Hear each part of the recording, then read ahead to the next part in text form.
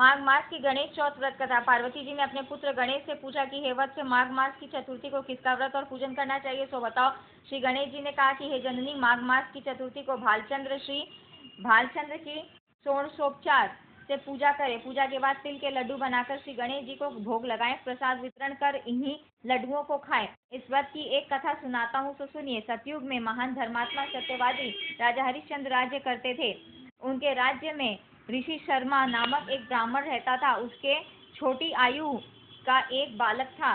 कुछ समय बाद ऋषि शर्मा का देहांत हो गया। विधवा ब्राह्मणी अपने दुख के दिनों को जैसे तैसे बिताकर अपने बालक का पालन करने लगी। वह ब्राह्मणी गणेश चतुर्थी का सदा व्रत करती थी। एक दिन ब्राह्मणी का पुत्र गणेश की प्रतिमा को लेकर खेलने चला गया तो एक पापी कुम्हार ने किसी के कहने पर उस ब्राह्मणी के पुत्र को आवा में बंद कर आग लगा दी। बालक जब घर नहीं पहुंचा तो ब्राह्मणी विलाप करती हुई गणेश जी से प्रार्थना करने लगी कि हे संकट रक्षक, भक्तों की पुकार सुनने वाले गणेश जी, मुझे मेरा पुत्र प्राप्त कराओ। मैं आपकी शरण में हूँ। यदि मुझे पुत्र नहीं मिला तो मैं प्राण त्याग दूंगी। सवेरा होने पर जब कुम्हार ने अपना आवा देखा तो उसमें कटी प्रयत्न जल में बालक को खेलते हुए देखा तो कुम्हार को बड़ा आश्चर्य हुआ। उसने राजा हरिश्चंद्र के पास जाकर कहा कि राजन, मैंने घोर पाप कर्म किया है, मेरा वध किया जाए। मैंने आवा पकाने के लिए आग लगाई थी किंतु बर्तन पके नहीं।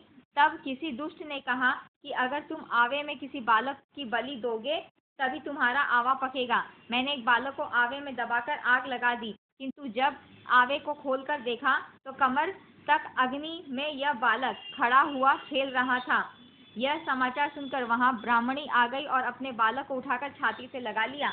राजा ने ब्राह्मणी से पूछा कि हे साध्वी, तेरा बालक अग्नि में जला क्यों नहीं? तू ऐसा कौन सा जब पूजन या व्रत करती है जिसके प्रभाव से बालक जीवित है? ब्राह्मणी ने कहा कि राजन, मैं कोई विद्या या मंत्र आदि नहीं जानती हूँ। मैं कोई तप करती हूँ। मैं तो केवल दुख हरता गणेश जी का पूजन और व्रत करती हूँ। इसी व्रत के प्रभाव से तथा श्री गणेश जी की कृपा से मेरा पुत्र मुझे प्राप्त हो गया। राजा ने सारी प्रजा को इस व्रत को करने को कहा। इस तरह वहां की समूची प्रजा इस व्रत को करने लगी। कृष्ण जी ने धर्मराज से कहा कि तुम भी इस व्रत को किया करो, जिससे तुम्हारी सारी कामनाएं पूरी हो और अपने राज्य को प्राप्त कर सुख का भोग करो। श्री युधिष्ठिर ने वैसा ही किया जिससे उनका राज्य प्राप्त हो गया।